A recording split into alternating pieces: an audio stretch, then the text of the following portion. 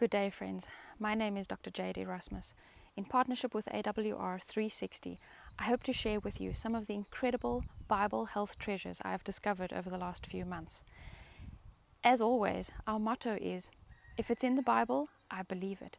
If it doesn't match with God's word, then it's not for me. Now, with that in mind, let's have a look what we can learn today from some of the object lessons around us.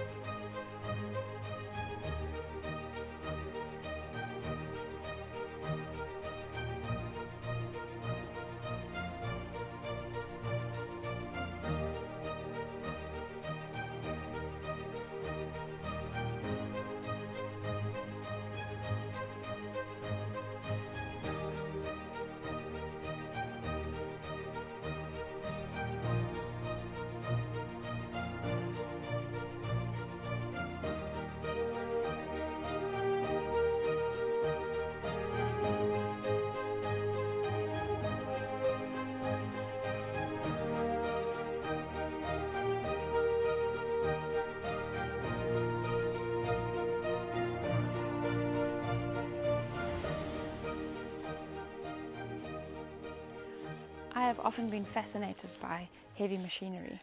Look at this tractor, for example.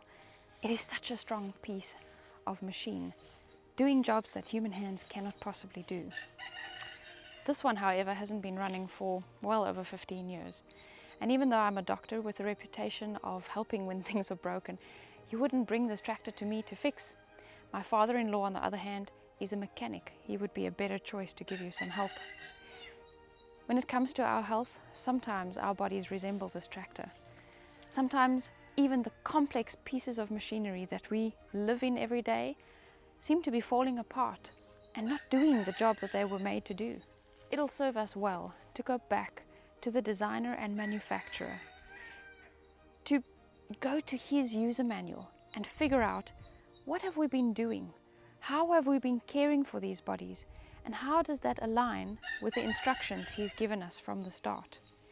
When we understand what his original intention was, when we go back and we look at how the Creator had designed our bodies to function, we can glean a tremendous amount of information on how we can bring them back to better health. I don't know these vehicles. I don't understand the engines or the different parts. I don't know how to keep them running and in good condition. But from my studies about the human body, I have learned that the human body is the most complex piece of machinery on the planet. And there's no way that we can keep it in a good running condition unless we know what the instruction manual says. Let's think about that for a moment. Have you ever noticed that in Genesis chapter 1 and 2, God gives us a very clear picture of what case ideal looks like? He created light, He created water, He created the atmosphere, He created dry land, and then He created all the greenery of nature around us, all the plants, all the trees. He created the birds in the air, the fish in the sea, and all the animals and living creatures around us. He made sure that there are things like the sun, the moon, the stars, and everything in the solar system that is necessary for our health. Then He created man from the dust of the ground. He breathed into their nostrils the breath of life. And then He spent time with them. He set aside a special day on that Sabbath rest day where He bonded with them and spent time getting to know them. And He placed into this whole picture a rhythm of day and night, awake time, sleep time, working time, and resting time. This account of creation gives us a formula of how to keep the machinery of the human body in the best possible condition.